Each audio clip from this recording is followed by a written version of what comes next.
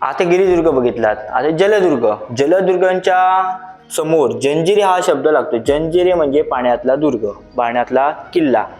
जंजिरे सुवर्णदुर्ग आहे बघा, म्हणजे पाण्यातला किल्ला.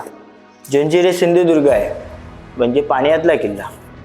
जलदुर्ग यामध्ये देखील प्रकार असतात. जंजिरे, खांदिरे. तसेच आता किनारी दुर्ग. किनारी दुर्ग म्हणजे कुठले? जे किनाऱ्याला आहेत असे दुर्ग. विजयदुर्ग किनाऱ्याला आहे बघा, तिन्ही साईड त्याच्या पाण्यामध्ये आहे, एक साईड जमिनीवर आहे. त्याच निवतीला जर गेलात, निवतीचा किल्ला जो आहे तो किनारी दुर्ग आहे. यशवंतगडाला जर गेलात तर यशवंतगडाचा एक भाग अगोदर समुद्रामध्ये होता, तो किनारी दुर्ग आहे. मग असे किल्ले दुर्ग देखील आपल्या सभोवताली असतात. काही किल्ल्यांना खंदक असतो, संरक्षणाच्या दृष्टीने खंदक बांधलेला असतो.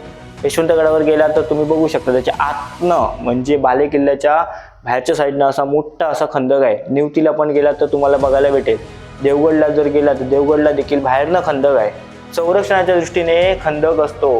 सर्वात मोठा खंदक म्हणजे देवगिरीला आहे मोठ्या प्रमाणावर. मग तिथे मगरी वगैरे असतात त्या खंदकामध्ये, म्हणजे एखादा शत्रू तिथे पडला तर त्याला ते खाऊन टाकणार, ह्या उद्देशाने ते बांधलेले असतात.